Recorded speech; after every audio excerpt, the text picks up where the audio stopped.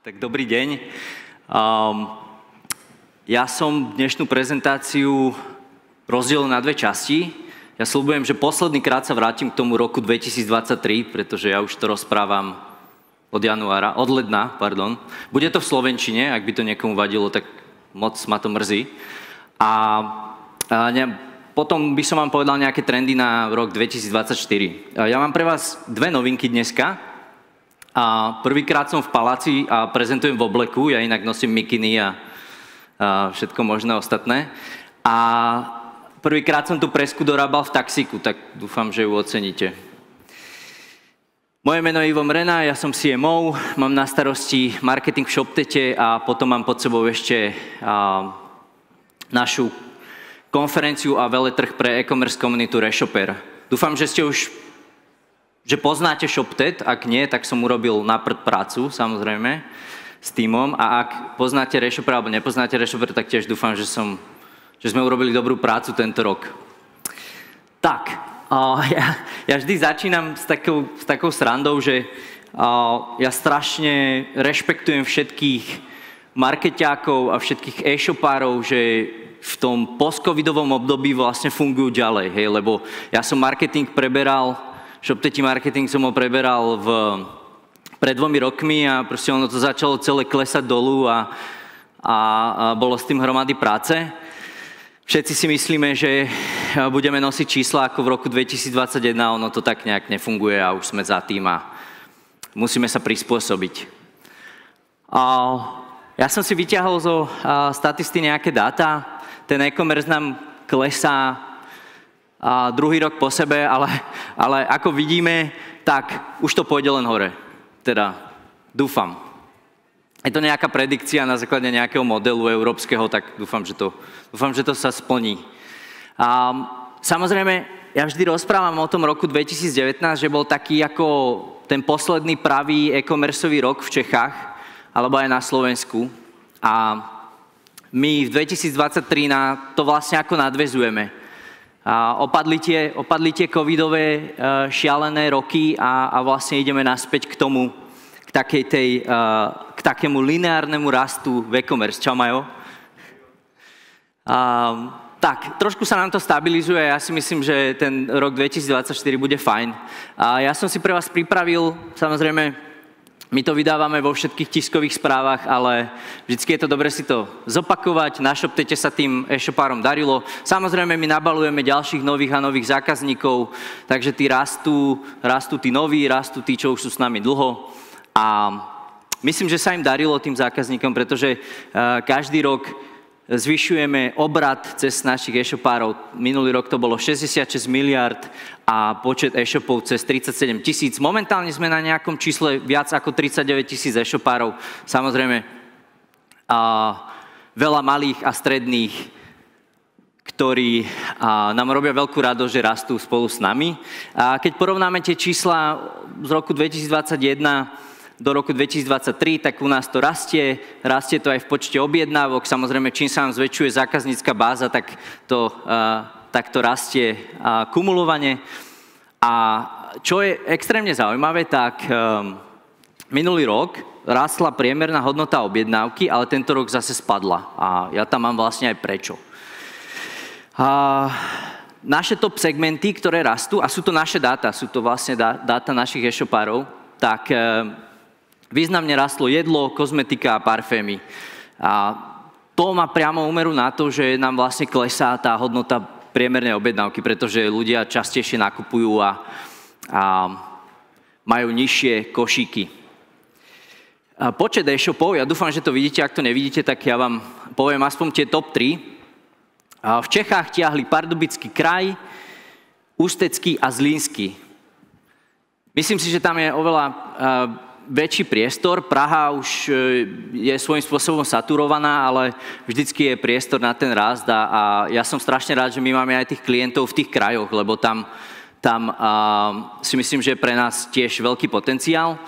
A obrad našich e-shopárov najviac rástol v Olomouckom kraji a v Stredočeskom kraji. Je to zaujímavé, že to není tá Praha, ale Myslím si, že ten e-shop sa dá vlastne robiť úplne z domu. Ja som to mal nie v spálni, ale skoro v spálni, v takej komore. Som mal proste tam skateboardy nahádzané a jel som to z domu, takže môžete bývať kdekoľvek a proste to rozbehnete.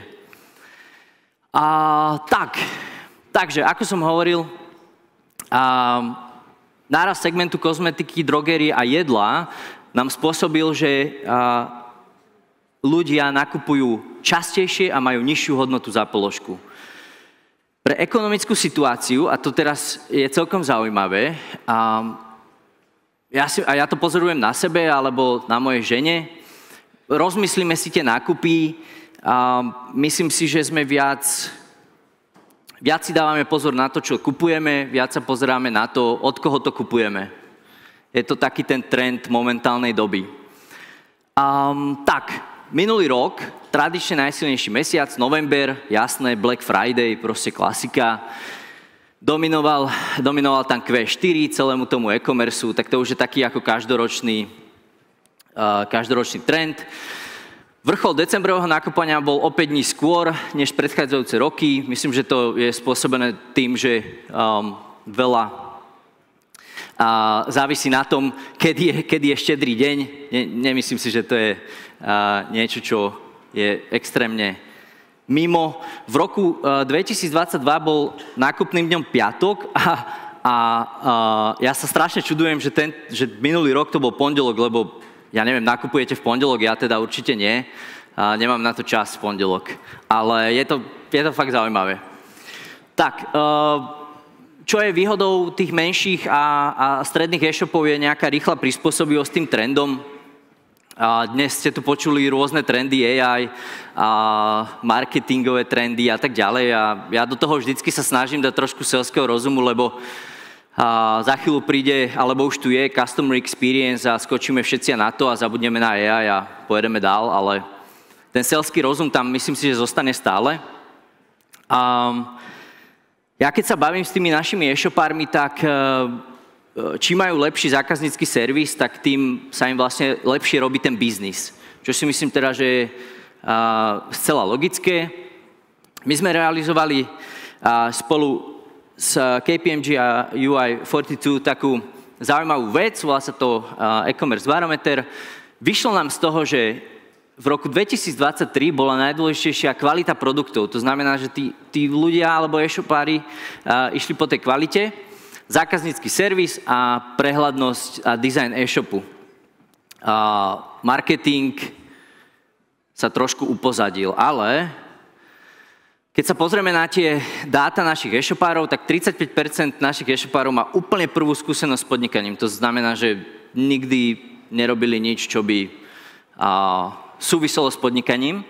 38% je one-man show, ja som tak začínal tiež, mal som okolo všetkých kamošov možných, ale zároveň pripomínam, je to samozrejme ShopTet. A 49% má 2 až 5 zamestnancov, to znamená, že väčšinou je to vaša žena, alebo nejaký bratranec, alebo nejaký kamoš. Je to proste tak. 42% to má ako svoj hlavný príjem, čož ja som z toho strašne prekvapený, je to už vysoké číslo, minulé roky to bolo oveľa menej, 58% je to vedľajší príjem. Jo, ja tiež, keď vyhorím v ShopTete, tak proste zase asi pôjdem e-shopovať a neviem, do ktorej kategórie budem patriť, pretože ja mám také pravidlo, ja to rozprávam vlastne všetkým začínajúcim e-shopárom, že zostanete ešte chvíľu v tej práci a proste rozbehnete to popri tej práci, lebo potom, keď to nevíde, tak potom to je fakt veľké mrzení a môžete skončiť ako ja, cca 2 milióny v mínuse, ale tak niekedy to potom dobehnete. To som chcel vlastne povedať, že to e-shopovanie je ťažké. 25% e-shopárov sídlí v mestách na 100 000 obyvateľov, asi je to logické. Tak, čo nám ale vyšlo ešte z tých dát a čo je také trošku ako horšie, a nie je to úplne zlé, tak také strašiaky roku 2023 boli problémy s cashflow a pokles záujmu o produkty. 27% to hádzala na infláciu samozrejme, to je si myslím, že také ako jednoduché, hodíme to na tú infláciu, ono to nejaké ako zase sa rozbehne a 23% našich e-shopárov si myslí, že ako je tam veľká konkurencia, čož ako je logické, Čechy sú na popredných miestach v e-commerce v Európe. Tak, my sme ešte vyskúmali nejaké najbližšie výzvy a mňa stále prekvapuje, že 28% si myslí, že to bude ten ich marketing. Ja ako chápem, že marketing je ťažký, aj keď všetci si myslíme, že sa mu rozumieme a že ho vieme robiť, ale stále sa ho tie e-shopári boja. Preto my sme napríklad dneska v ShopTete odlančovali, voláme to kampane a je to plne automatizované riešenie pre našich e-shopárov. A naklikáte si PPCčka priamo v administrácii ShopTetu. Ja som to tu nedal do tej prezentácie, hovorím, nechcem, aby to bolo nejaké ako promo ShopTetu, ale tak už som to musel povedať. Oni by mi zas naložili v robote. Tak, druhá časť prezentácie, nejaké trendy v e-commerce, alebo čo odporúčame, sú to aj také ako moje tipy z takého selského rozumu, ja to vždy sa snažím tak ako mať také komplexné, nie len jeden trend, ale myslím, že ich tu mám 11. Tak, budujte long-term customer relationship, pretože keď tí zákazníci preskakujú z jedného e-shopu na druhý e-shop, tak vlastne vy prichádzate o tú lojalitu, o ten väčší nákup, väčšie košíky a myslím si, že je to fakt ako dôležité. Náš klient Angry Birds, tak tí to robia nádherne, normálne sa tam chodite pozrieť, nakúpte tam niečo, proste sa fakt inšpirujte, ako to robia oni a myslím si, že to kľudne môžete začať robiť, nie je to nič ťažké. Často radím tým e-shopárom, nech sú bližšie k tým zákazníkom, nech aj ten vedúci toho e-shopu vlastne zavolá tomu zákazníkovi a opýta sa ho, či ten nákup bol v pohode a či vlastne sa mu páčil ten e-shop. Pretože častokrát, ja keď som volal zákazníkom, tak mi hovorili, no jasné, super e-shop, ale produkty staré, v košiku len jedna doprava, no není to úplne ono. A tam zistíte, že možno to nemáte úplne dobre nastavené a proste je to blbý. Tak, ja ešte hovorím určite, že doručte, čo slúbite, pretože ak ja na prvej stránke z toho e-shopu poviem, že toto je najlepší e-shop pod slnkom a potom ten zákazník odíde ako zhrozený, tak to je fakt blbý. Ja tu nechcem nadávať v tomto krásnom priestore. A druhý trend, omnichannel, každý proste kanál, ktorý existuje v Českej republike, potrebujete využiť. Je to jednoduchá stratégia. Ak nemáte kamenný obchod, tak sa zamerajte na ten e-shop a všetko okolo neho, možno nejakú vlastnú aplikáciu, nejaký doprovodný web, proste nejaký blog, alebo nejaké ako veci okolo. Na internete toho nájdete strašne moc. A ja si myslím, že to bude stále dôležitejšie, pretože pozornosť na tom internete, na tom sociali je 2-3 sekundy a jednoducho vy potrebujete toho zákazníka niekde chytiť a zaujať ho a potom ho doklepnúť do toho nákupu.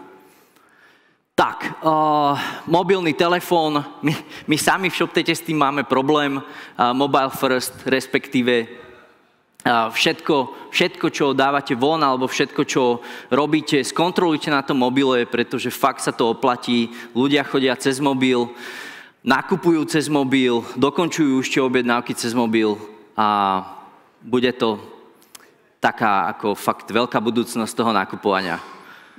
iPad, na to sa vykašlite, nikto nenakupuje na iPadoch. Možno hej, ale málo. Tak. Tento trend najviac, ja to vidím vlastne, ona zase moja žena bude hovoriť, že z nej robím nákupnú maniačku, ale je to tak, ona proste hantuje všetky udržateľné veci, čo sú. A keďže vieme, že ženy nakupujú na internete viac, tak proste zaradiť niečo udržateľné do toho vášho e-commerce je super, pretože zaujmete možno skupinu zákazníkov, ktorú ste predtým nezaujali. Eco-friendly tovar, no ako hovorím. Tak, AI, nechcem ísť do detailu. ako reálne všetci o tom hovoríme, málo kto to používa. Úplne na rovinu, ja si myslím, že fakt, keď je to 5% tých e-shopov, tak to aj to je moc snať. Ja by som začal úplne takou jednoduchou vecou, popisky o produktoch. Proste vyskúšať si, dať to napísať copywriterom, alebo to dať napísať tej AI, porovnať si to a skúsiť to tam naimplementovať. To je fakt taký prvý krok. A potom môžete začať riešiť ako personalizáciu a optimalizáciu a digitálnom marketingu AI a tak ďalej. Ale pokiaľ neurobíte ten prvý krok, tak vlastne sa k tomu nedostanete. A možno už ste urobili a rozprávam tu blbosti, ale to dúfam, že nie. Tak, social commerce. To je úplne neuveriteľné, ja všetkým tým e-shopárom často na všetkých týchto konferenciách a prednáškach hovorím, že vyskúšajte toho influencera, on nemusí byť vlastne veľký. My všetci, keď rozmýšľame nad tým, že do toho zapojíme toho influencera, tak všetci rozmýšľame nad tým, že zoberieme nejakú fakt hviezdu a on proste potlačí nám tie predaje. A ono tak není, my môžeme vyskúšať, alebo vy, alebo aj ja, lebo my tiež to nerobíme dobre, vyskúšať tých malých influencerov a proste zaradiť to do toho skoupu. Tak dúfam, že si z toho niekto niečo zoberie. Tak, toto je celkom taká ako záľudná vec. My v ShopTete sa snažíme byť úplne prvý, čo implementuje nejaké legislatívne zmeny, nejaké nové proste veci do celého toho e-shopovania. Nevždy sa vám to podarí, samozrejme, že teraz obrovský case je s Googlom a proste všetci viete, že to je ťažké s GA4-kami a tam sme trochu zaspali, ale keď budete tým zákazníkom prinášať nové a nové veci, úplne prvý, tak vlastne oni pre tie informácie k vám budú chodiť a budú vedieť, že vy ich vydávate. Čož je ako super vec, hej. 8. trend, flexibilné, rýchle spôsoby platby.